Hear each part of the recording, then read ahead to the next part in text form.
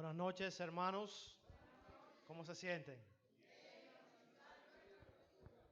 Gloria a Dios. Ese lema está muy bonito. ¿Cómo es que dice? Se supone que debe ser eso, ¿verdad? Hermanos, es para mí más que un privilegio estar acá en esta iglesia para compartir el mensaje de la palabra de Dios en esta noche. Están teniendo una semana profética y yo quiero felicitar a la iglesia, a los dirigentes, los ancianos, que han tomado la iniciativa de, en este mes de octubre, que es un mes muy significativo para nosotros como iglesia, que hayan tomado esta semana entera para hablar de profecías. De paso, yo creo que no se debiese estar hablando de otra cosa más que no fuese de las profecías. Eso debe ser nuestro desayuno, nuestra cena, eso debe ser nuestro todo como iglesia y como pueblo de Dios. En esta noche, mis hermanos, vamos a compartir también un mensaje que va a girar en torno al remanente y su misión. Va a girar en torno a la iglesia del siglo XXI y su misión. Cuando hablo de iglesia, siempre me gusta enfatizar que no estoy hablando de los cuatro muros, no estoy hablando de la estructura física. La iglesia somos nosotros, la iglesia eres tú que estás sentado en esa banca, soy yo que estoy acá arriba. De manera que, mis hermanos, vamos a orar y vamos otra vez a invocar el nombre de Dios para que su presencia pueda acompañarnos en esta hora al presentar su palabra y la misma sea de edificación, de salvación, mis hermanos, y de fortalecimiento para nosotros que estamos acá. Oramos. Querido y amante Dios que estás en los cielos, te damos las gracias, Señor, por este día que tú nos has dado, por tus cuidados. Queremos, Señor, también suplicar el perdón de nuestras faltas, de nuestros pecados. Más bien que tú puedas perdonarnos a nosotros por las cosas, por los pecados que hemos cometido en este día. Queremos, Señor, a través de la fe traspasar el santuario celestial donde tú te encuentras y depositar nuestros corazones que están quebrantados, que están necesitados de ti, Señor. Y necesitamos tu perdón, necesitamos tu redención, Señor, y tu gracia. Que esa sangre que tú vertiste por nosotros en una cruz pueda ser efectiva en estos momentos también. Que tú nos cubras con tu sangre, Señor, y que nos limpie de toda maldad y de todo mal. Al utilizar esta noche tu palabra, permítenos, danos el permiso, Dios, para mover nuestras mentes en ella y sea tu Espíritu Santo el que pueda hablar y transmitir cada palabra y cada mensaje a cada corazón aquí presente. Lo pedimos estos favores en el nombre de Jesús. Amén. Bien, mis hermanos, en esta hora vamos, como dijimos, vamos a estar hablando del remanente y su misión. La palabra remanente lo que quiere decir es un residuo o algo que ha quedado de un grupo grande. Eso es lo que quiere decir un remanente. Cuando de un grupo grande se ha extraído una parte o ha quedado una parte especial. Eso es un remanente. Y vamos, mis hermanos, necesariamente para poder introducirnos en el mensaje de esta noche, en el estudio, más bien es un estudio, tenemos que hacer el uso de la historia, mis hermanos. ¿Por qué? La palabra de Dios, mis hermanos, tiene un cumplimiento en el pasado, en el presente y en el futuro. Ya que la palabra de Dios, mis hermanos, no solamente se cumplió en un tiempo distante, sino que ha tenido un cumplimiento a través de los años y a través de la historia. Es como podemos ver cómo Dios ha llevado el control de los acontecimientos que se han ido suscitando, no solamente en el globo terráqueo, sino más bien dentro de su iglesia, que es lo más importante. Cómo Dios ha preservado su mensaje hasta este tiempo y cómo Dios a través del tiempo también suscitó personas, levantó personas para que presentasen un mensaje distintivo, un mensaje diferente en un tiempo especial como el que estamos viviendo, mis hermanos.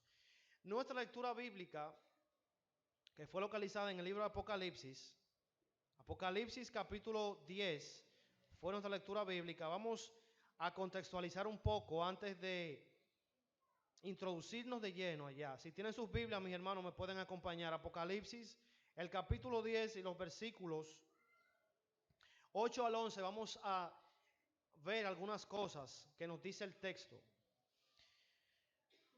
Dice acá Apocalipsis 10, 8 hasta el 11. La voz que oí del cielo me habló otra vez y me dijo, ve, toma el librito abierto de mano del ángel que está de pie sobre el mar y sobre la tierra. Fui al ángel y le pedí que me diese el librito, y él me dijo, toma, cómelo. Será dulce como la miel en tu boca, pero amargo en tu estómago. Entonces tomé el librito de mano del ángel y lo comí. Y en mi boca fue dulce como la miel, pero después que lo comí, amargó en mi estómago. Y él me dijo, es necesario que otra vez profetices a muchos pueblos, naciones, tribus y lenguas. El vidente está teniendo una visión. Juan está recibiendo una visión y en la visión sabemos que todo lo que está en Apocalipsis, mis hermanos, se debe interpretar de una manera simbólica. El símbolo debe encontrar un significado para que podamos entender cuál es la realidad y qué es lo que está tratando de decir el texto.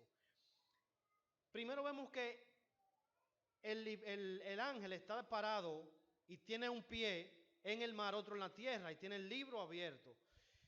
En Apocalipsis, al igual que el libro de Daniel, mis hermanos, es un libro clave para poder entender las profecías de Apocalipsis. Al igual que el Antiguo Testamento también, específicamente los libros de Jeremías, Isaías, el libro de Levíticos, Éxodo, son libros muy fundamentales para entender la simbología de los mensajes que están acá en Apocalipsis. El ángel está parado, mis hermanos, de una forma especial. Dice que está parado entre tierra y mar. Tierra y mar en la profecía simbolizan muchedumbre, naciones, cantidad de personas. De manera que el librito que el ángel tiene sostenido en la mano contiene un mensaje que debe ser presentado de una forma global. No es un mensaje que se va a quedar solamente en una parte de la tierra o en una iglesia, sino que ese mensaje debe abarcar totalmente todo lo que tiene que ver e impactar la misma existencia humana, ya que es un mensaje, mis hermanos, que tiene que ver con la salvación en sí de cada ser humano que habita en esta tierra. Al final del texto, el versículo 11, el ángel le da un mandato y le dice: es necesario que profetices otra vez a muchas naciones, pueblos, tribus y lenguas. Un profeta, mis hermanos, es una persona que Dios designa, que Dios elige para que esa persona dé un mensaje. Es un portavoz de Dios, es una persona que habla en nombre de Dios y da un mensaje especial de parte de Dios. Si nosotros, por ejemplo, vamos hacia atrás y vamos, por ejemplo, al Antiguo Testamento, vamos al libro de Génesis, vamos a ver que ahí la Biblia presenta un mensajero que fue a Noé. Aunque este no fue el primero, pero el ministerio de Noé es bien resaltado. ¿Dónde? En las escrituras, en la Biblia. Noé estaba predicando, según el apóstol Pablo, y tuvo un tiempo de predicación de 120 años. Noé estaba predicando en una generación un mensaje de juicio. ¿Por qué? Porque, mis hermanos, Dios había determinado ya que iba a exterminar la existencia humana.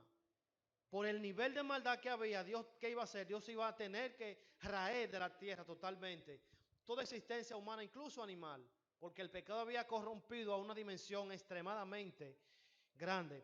Ahora, ¿qué pasa? Noé fue un pregonero, Noé fue un mensajero. Dios le dio un mensaje a Noé y Noé tuvo que predicar ¿qué? Noé tuvo que hablar un mensaje de arrepentimiento, de que el ser humano dejara las prácticas que hacía y que hiciese, que volviera a Dios. Si seguimos avanzando en el tiempo, vamos a ver entonces que Dios levanta más adelante ¿qué? Profetas.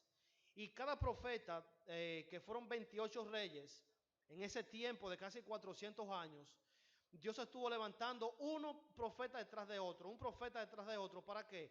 Para alentar a su pueblo, porque dice la Biblia que el pueblo sin profecía, como ese, es disipado. O sea, un pueblo que no tiene dirección de Dios a través de la profecía es un pueblo que no tiene sentido. Y mis hermanos, aquí quiero hacer un paréntesis.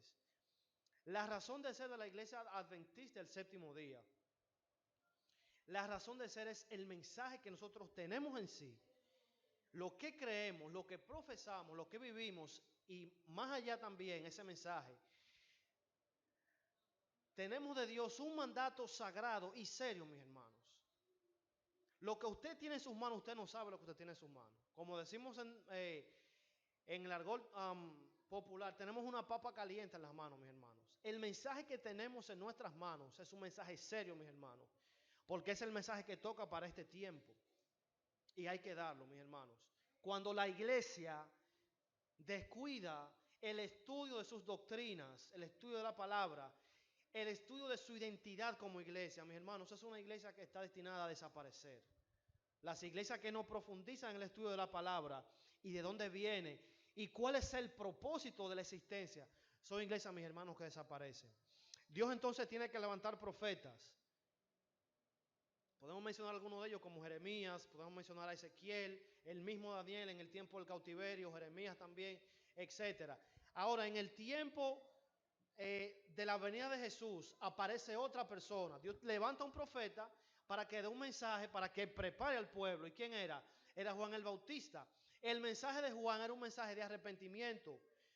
Dice, arrepentíos y convertíos porque el reino de los cielos que se ha acercado. De manera que Juan estaba dando un mensaje, una voz de alerta para que, para que el mundo de ese entonces se preparara, porque el mismo cielo se había acercado, estaba entre ellos. Más adelante, después de este mensaje, vemos el mensaje apostólico, que es el mensaje de ¿qué?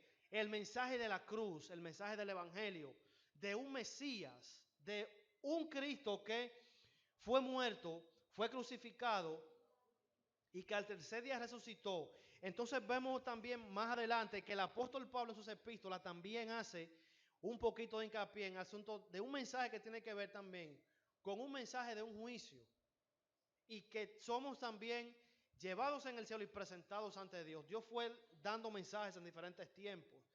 Cuando, mis hermanos, llegamos a la iglesia apostólica y vamos al libro de Apocalipsis y vemos las 7 iglesias, que son los 7 periodos que la iglesia experimenta, donde se levantan persecuciones por causa de la palabra.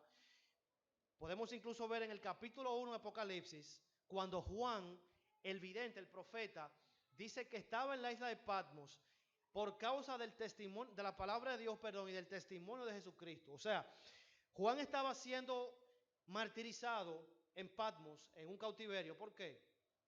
Por causa de la palabra de Dios y el testimonio de Jesucristo. ¿Y qué es esto, mis hermanos? En esos tiempos no existía la Biblia. Esto que tenemos a mano no existía así per se, sino que existían rollos con escritos.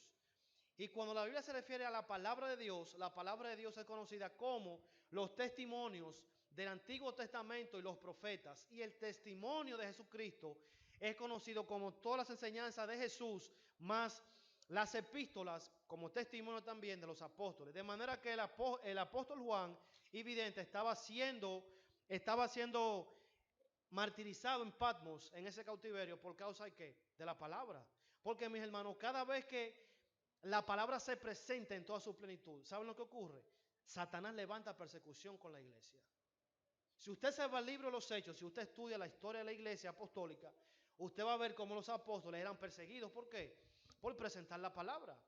Porque presentar la palabra es decir que había un Mesías, un rey, un libertador. En esos tiempos, mis hermanos, era jugarse la vida. Ya que los césares, los reyes de esos tiempos, eran considerados como dioses o como representantes de dioses aquí en la tierra. O sea que era un reto presentar el evangelio. Pero Dios siempre a través del tiempo levantó personas valientes, llenas de su espíritu, del conocimiento de su palabra y dispuestas, mis hermanos, a dar sus vidas y sellar con su sangre el testimonio de la verdad. Más adelante, mis hermanos, podemos ver que en el libro de Apocalipsis podemos notar en el capítulo 12 aparece una profecía significativa que dice que la mujer fue perseguida por 1260 años. Esta persecución, mis hermanos, según la historia secular, fue un periodo llamado la Edad Media. Según el mundo cristiano y nosotros hemos reconocido o hemos dado el nombre a ese periodo de persecución como la Edad Oscura, que empieza en el 538 con el surgimiento de la Iglesia Católica hasta el año 1798 de nuestra era, que estamos hablando de 1260 años, el cual la Iglesia fue perseguida. La persecución, mis hermanos, se despertó Porque había un mensaje que debía ser dado. Y ese era el mensaje de la justificación por la fe. ¿Qué hizo Satanás a través de una iglesia fundamentada en error, donde todas sus creencias no están fundamentadas en la Biblia, sino en la superstición, en el error, en el espiritismo y en el satanismo mismo? La Biblia, mis hermanos, fue oculta. La Biblia fue sacada. La palabra de Dios fue oscurecida. A tal nivel, mis hermanos, que casi se perdió el conocimiento. ¿Qué tuvo Dios que hacer? Dios tuvo que levantar hombres y mujeres llenos de su poder para enseñarle en ese periodo de tiempo que el ser humano no era salvado por las obras ni por las limosnas, sino por los méritos de aquel que murió en la cruz, que es el mensaje de justificación por la fe. Y hubo una persecución, mis hermanos, como acabamos de ver. No voy a detenerme a dar todos los detalles para no extender más el tiempo, pero usted puede buscarlo en Apocalipsis 12, va a ver la persecución que hubo y todos los detalles. Entonces, mis hermanos, en ese tiempo el mensaje fue dado, pero ahí no terminó, mis hermanos. El mensaje de justificación por la fe fue la antesala de un despertar religioso ya para principios del siglo XVIII. Estamos hablando de los años 1800 y algo, donde la iglesia adventista, mis hermanos, entonces nace como un movimiento profético. Usted sabía que usted está sentado en bancos y en una iglesia, que no fue que a alguien le surgió en la cabeza ponerle el nombre de Adventista del Séptimo Día, mis hermanas. Usted está sentado en un banco y forma parte de un pueblo que desde antes de la existencia Dios lo había ya prediseñado y predeterminado. La iglesia adventista no es un movimiento común, mis hermanos, no es una de las iglesias más del montón, es la iglesia de Dios del fin del tiempo, mis hermanos. Este es el pueblo de Dios de este tiempo.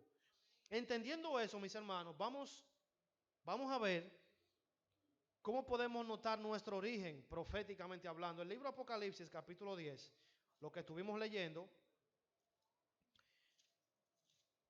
Vamos otra vez allá para que veamos algo nuevamente. Vemos que Juan tiene esta visión, el ángel está hablando de un librito.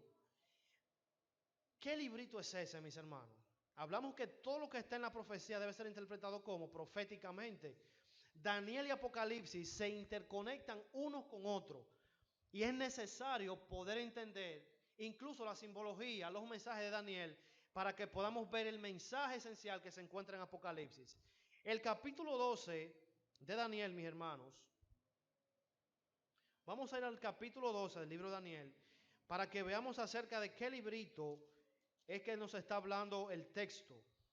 Daniel 12:8 dice lo siguiente: yo oí, pero no entendí, y pregunté, Señor mío, ¿cuál será el fin de estas cosas? Él respondió, anda Daniel, estas palabras están cerradas y selladas hasta el tiempo del fin.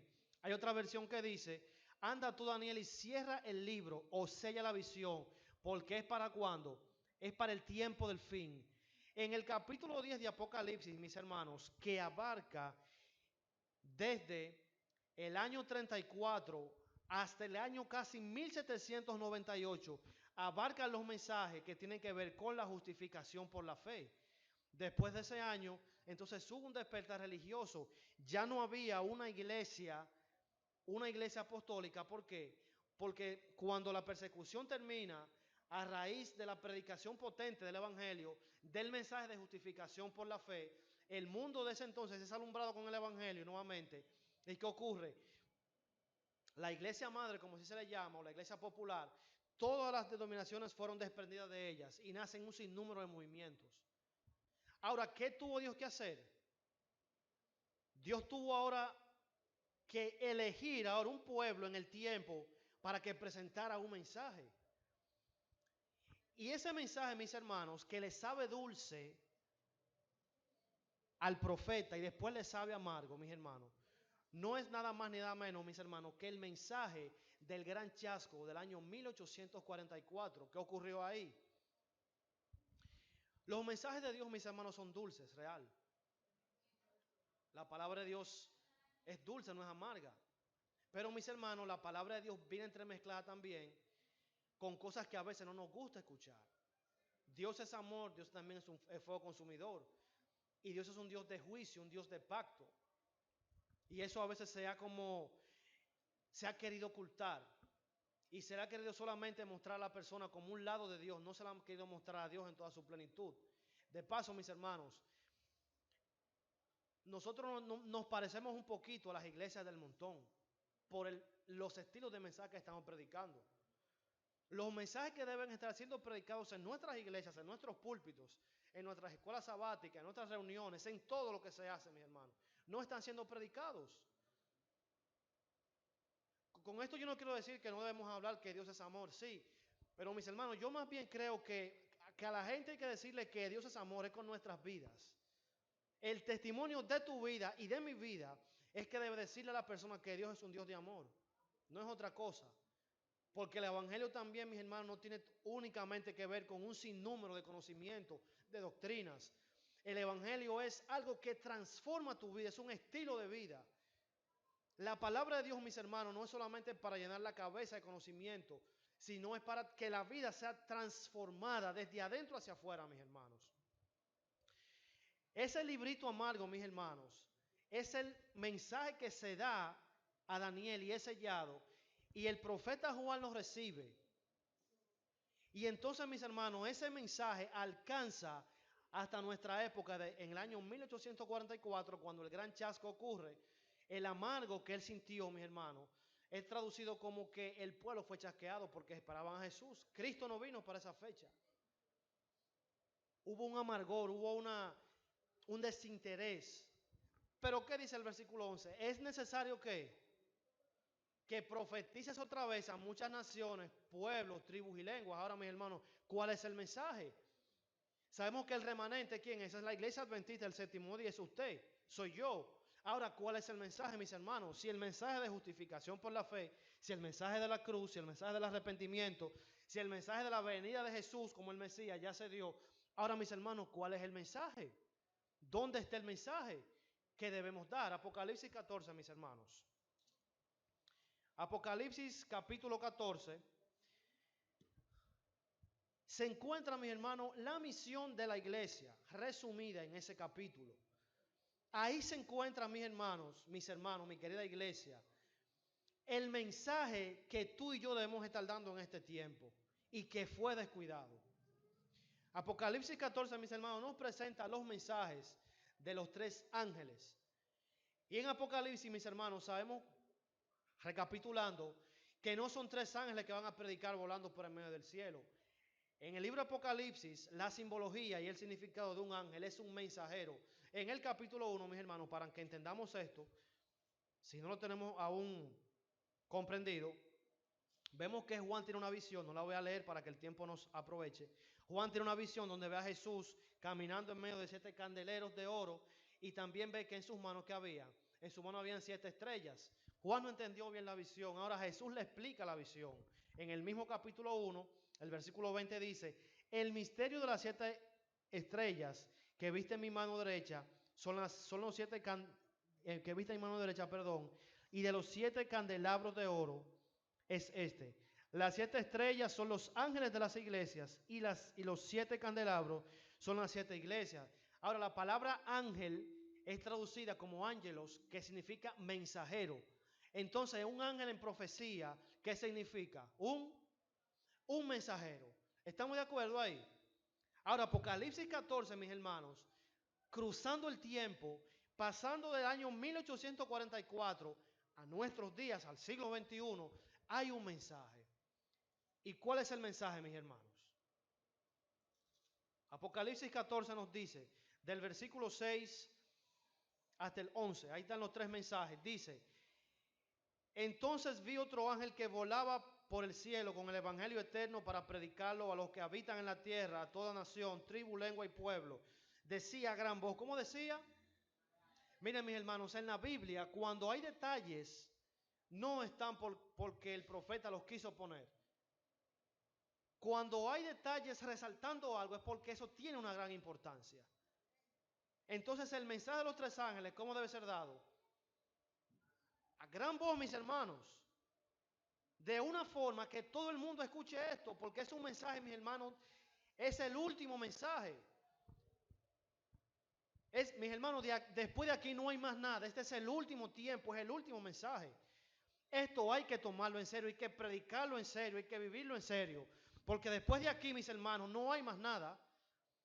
Y nosotros estamos destinados, estamos llamados a presentar ese mensaje. Y si no lo presentamos, Dios va a tener que traer otros para acá para que lo presenten, mis hermanos.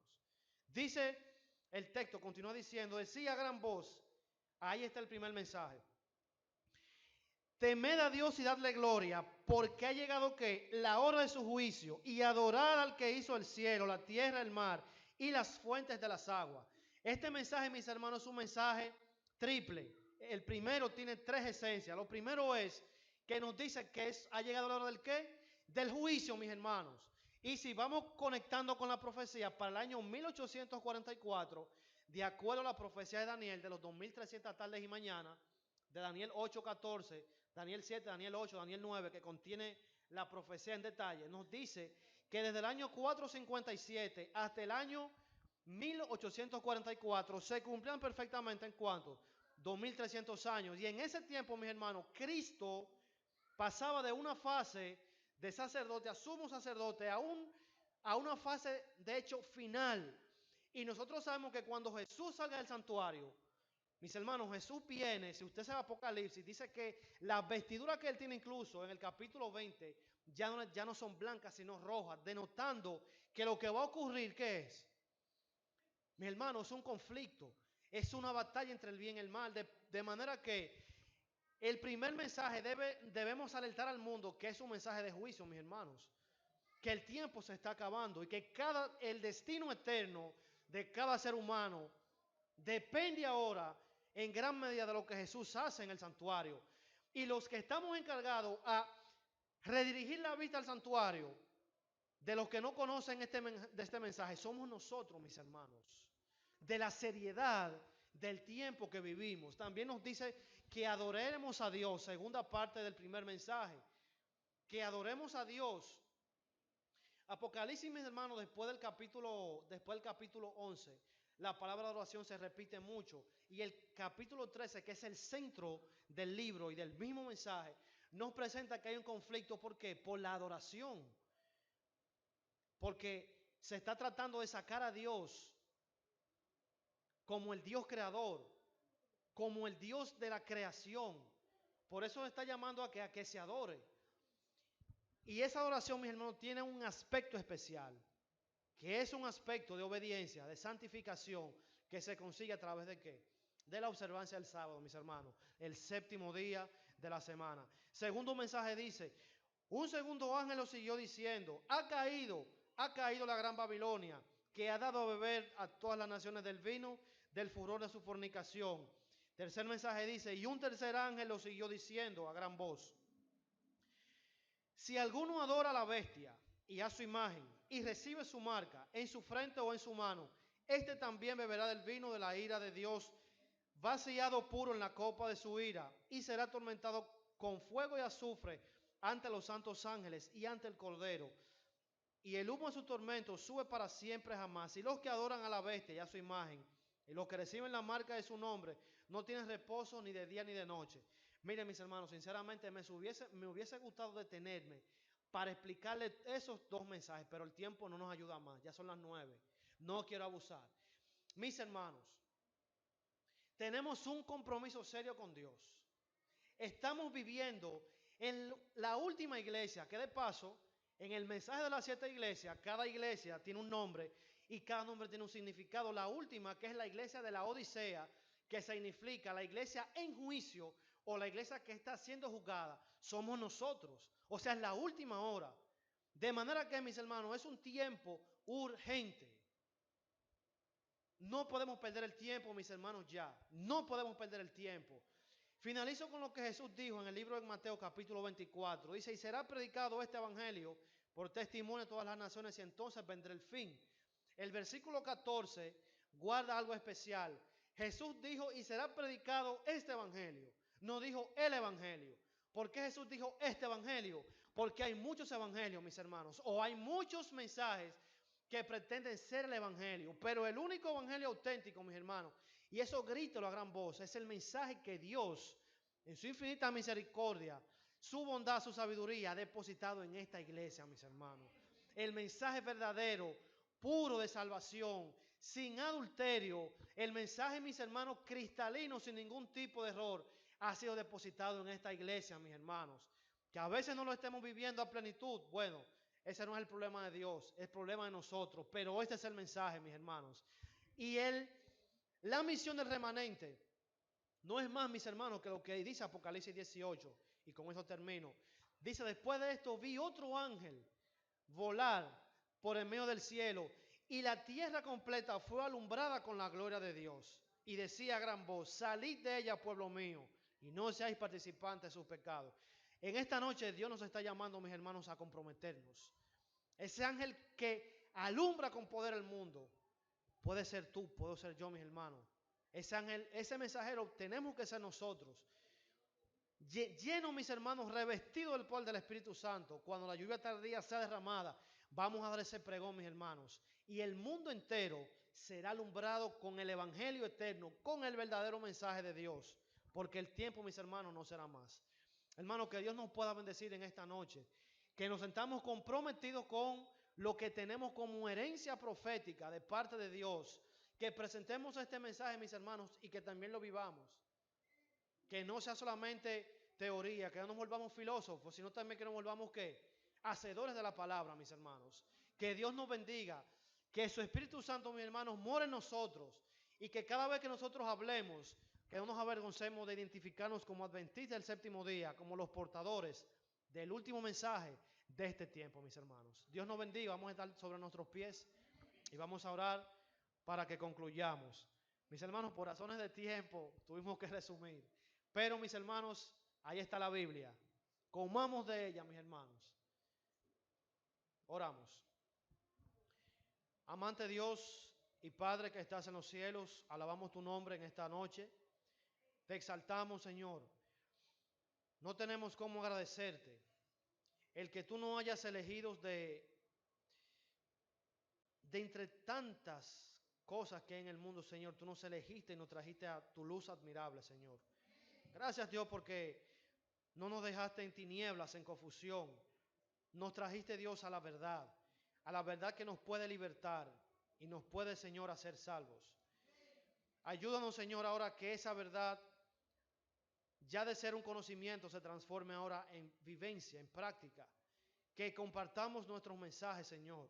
Que le hablemos al mundo de nuestro mensaje distintivo, del santuario, del sábado, del estado de los muertos, Señor, del régimen pro salud, de tu segunda venida. Que podamos como un solo hombre y como una sola voz decir al mundo que tú vienes pronto, que el tiempo se está terminando y que tenemos, Señor, que tomar seriamente una iniciativa con respecto a nuestra salvación.